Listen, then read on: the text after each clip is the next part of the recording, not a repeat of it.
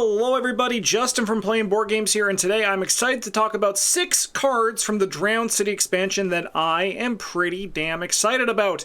I did this for Hemlock Vale, Scarlet Keys, and I'm excited to continue this today into the newest expansion, which is shaping up to look pretty damn cool. We have a bunch of content coming out in the future. Travis, Bryn, and I are checking out the cards for, you can hear Travis and Bryn's opinion. I'm probably going to do Eric, the last batch of cards, and then of course I have my hype ranking, where I'm going to be ranking how strong I think all the cards are, so I can look back at it a year later to see how right and or wrong I was. This is my great time of the year for making content, so I'm hoping you're excited to join the ride, as we're also going to talk about game changes. We're going to be checking out all these cards and kind of just seeing how they all shape up before we start getting them into our hands. Of course, if you're not in North America, a lot of these cards might already be in your hands, so that's why we know all the cards here. So let's get this started with card number 1, which is Last Chance Level 3 from the Survivor class. This is a Gambit skill that commits for 6 icons. That's why I added this card as the 6. I was going to do 5, but this card has 6 icons, so I knew I needed to add 1 more for it. So it's commit only to a skill test with no other cards committed to it. Other cards cannot be committed to the skill test, and Last Chance loses a wild for each card in your hand. If this test is successful while Last Chance is committed to it, draw 2 cards. So, I'm going to be real. There's going to be a lot of skills on this list. There are some good skills or skill-adjacent cards that came out in Drowned City that I think are pretty damn cool. I think there's some nice, powerful cards that are going to start seeing from the skill cards that are here. And I do honestly, legitimately think that Last Chance, the upgraded version, is a pretty powerful skill. The original Last Chance, the level 0 version, kind of had a place that it existed in no hand size decks, because it just had the text where it loses icons for each card in your hand, and there's also, I think only 4 icons on it. I don't know the exact number. Don't quote me on this. But this new version has 6 icons, and you know what? Let's actually quickly just see how much is on the original. I have ARKHAM build open, so it's no problem. But so this version, what I'm really excited about this card, it has 5 icons. Okay, it has 5 icons, which is still pretty good. I do actually think that in the right deck, level 0 Last Chance was still an incredibly playable card. In the upgraded Last Chance, I think, is just a legitimately playable card.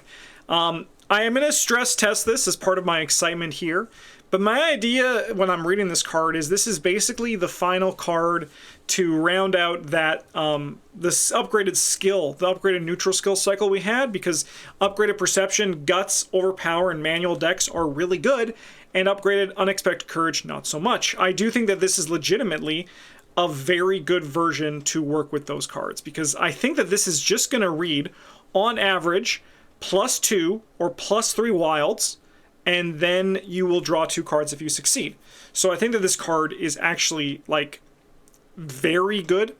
I'm probably going to try this out in Silas Marsh. I'm going to try it out in a lot of Survivor Investigators, but I actually foresee a world where I'm just going to be spending 3 experience on a lot of Survivor decks going forward to add a copy of this card, and then potentially adding in another one. I do think they kind of eat each other's pie unless you have some other things to go with it.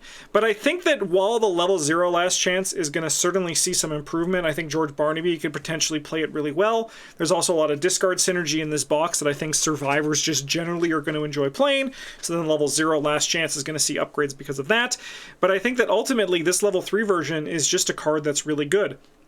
I would actually play a version of this card that is just 1 icon and draws 2 cards.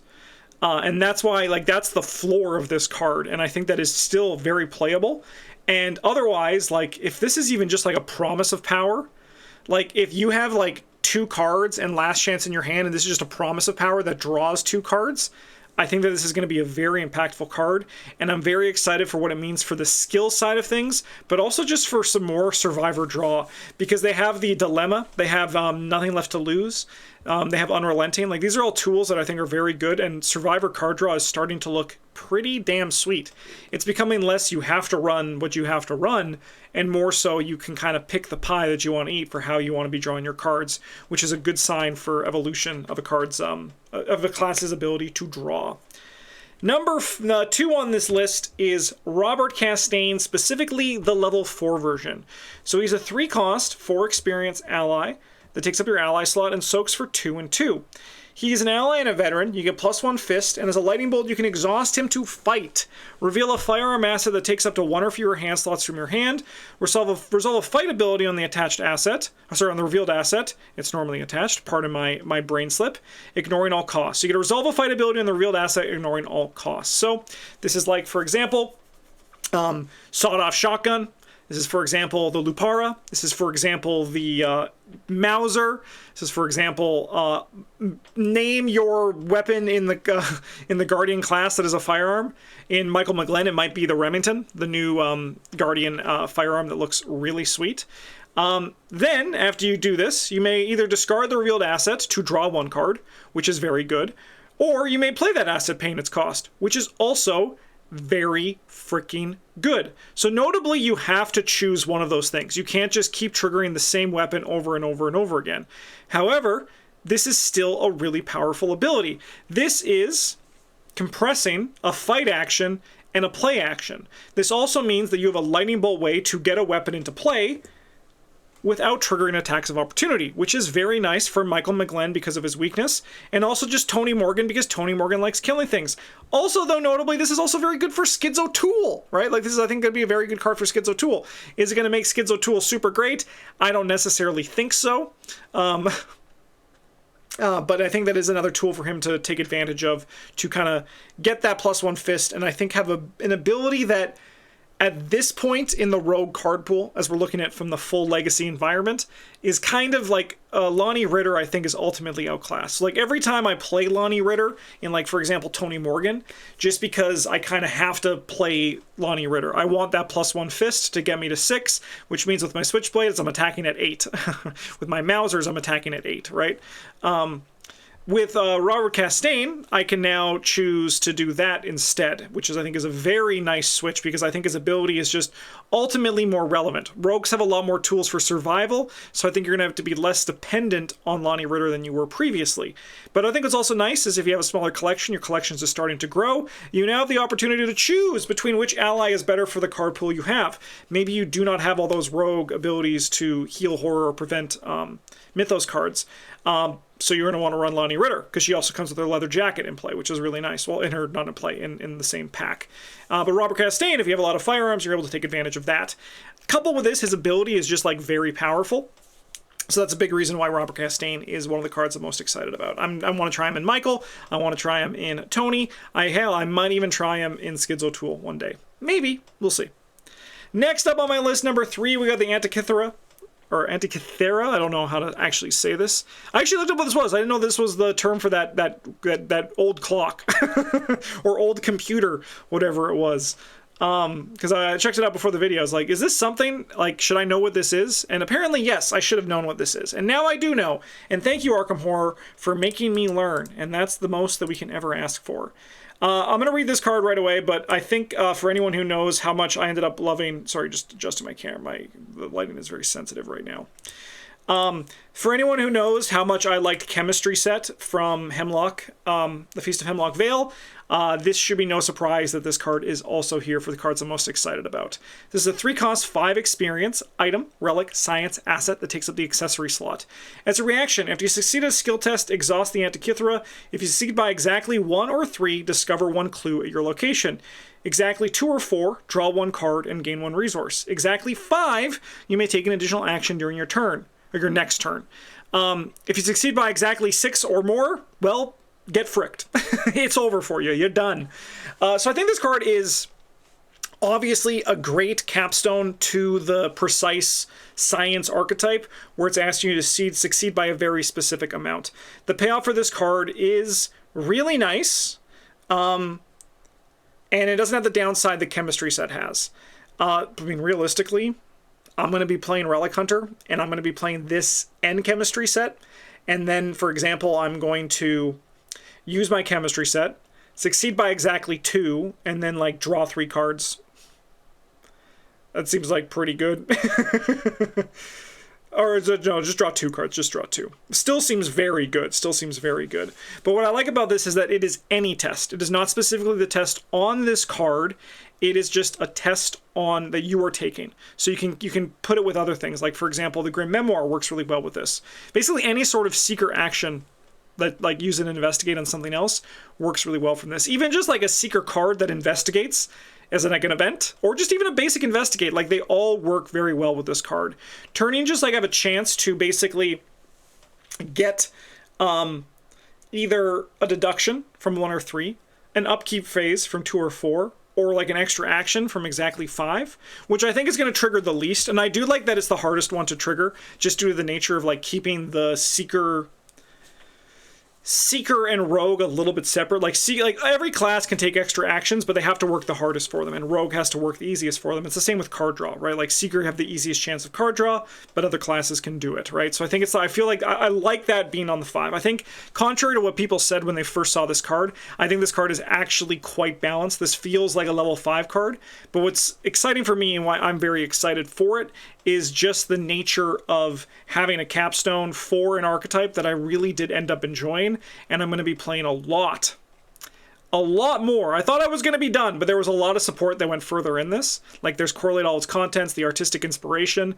There's some really good cards in Drowned City that I'm very excited to try these decks with, like Min and Daryl as well this coming up, which I think is going to be good. It's going to be good. All right, next up, I think this is number, what, 4? 1, 2, 3, 4. The Blood of Kinyan. I gotta have a fun one. I gotta have one that's not spiky. Everything else on this list so far has been just very, like, I like it because it's good. This one I like because it's good, but it's also seems very fun. So this is a 2-cost, 3 experience specialist event. It's a spell and can only be run by clairvoyant, hunters, or sorcerers only.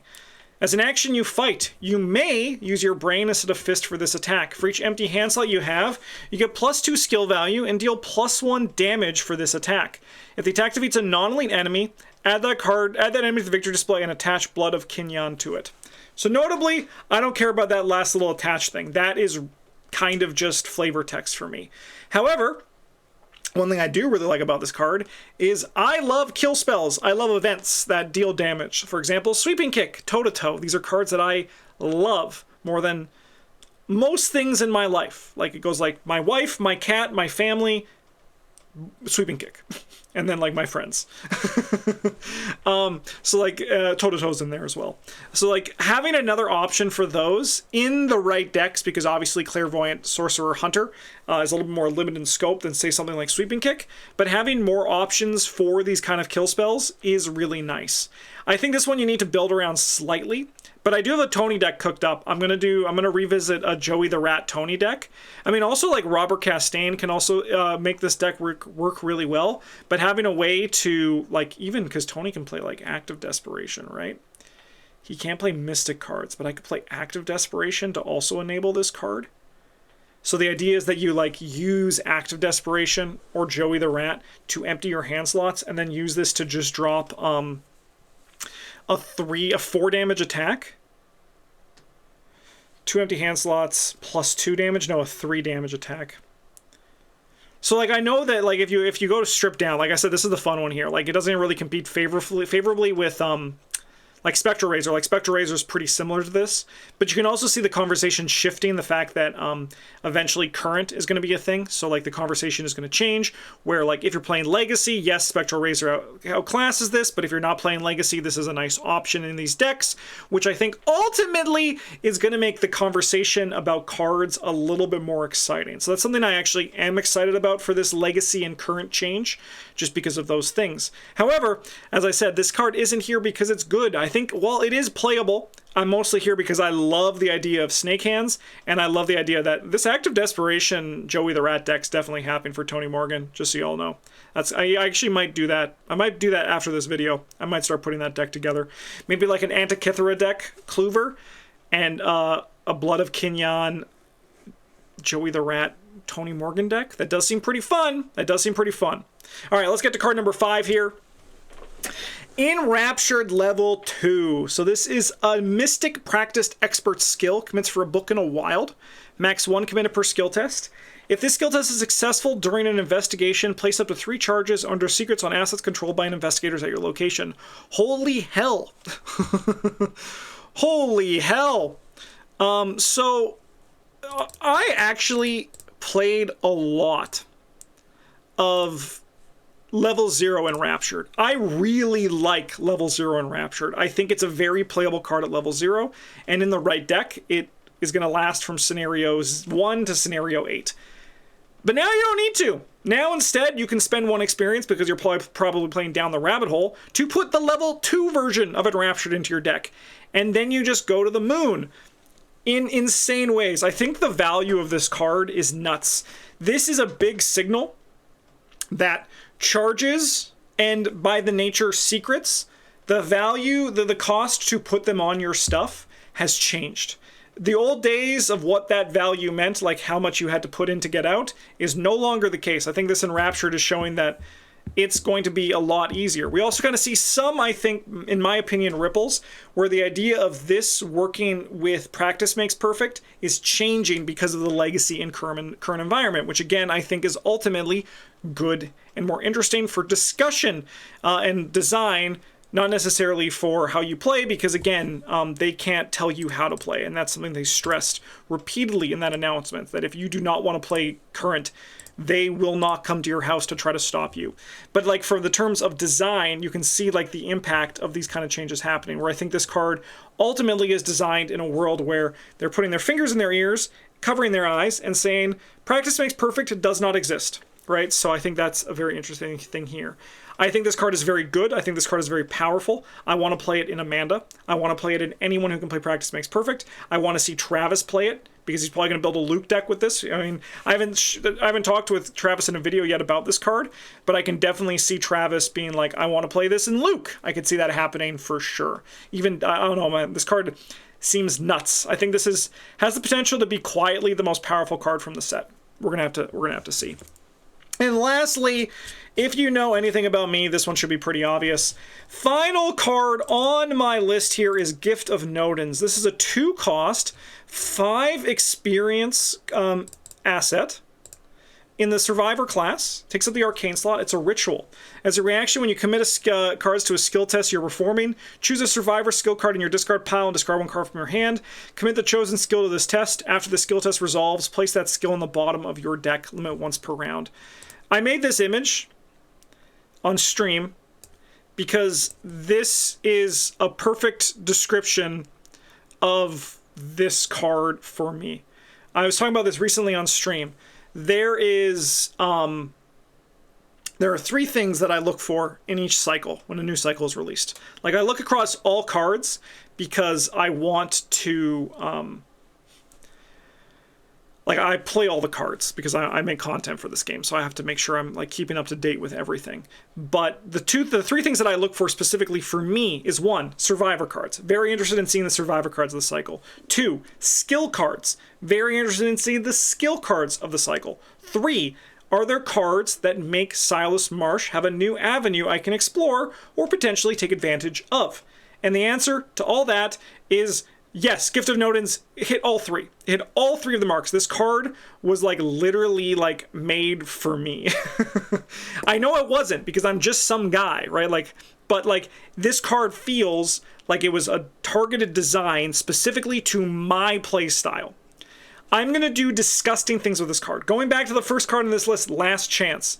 I'm going to do disgusting things with that card. Give me Silas Marsh. I'm going to do disgusting things with Brute Force, with Unrelenting. I might even try to do a deck with Sharp Vision. I might try to make a Flex Silas, because that is the crazy things that we can start doing with these cards. What this does is it's going to turn any card in your hand into a card in your discard pile. We then start adding some ways to shuffle our decks. Is going to be really insane with this card.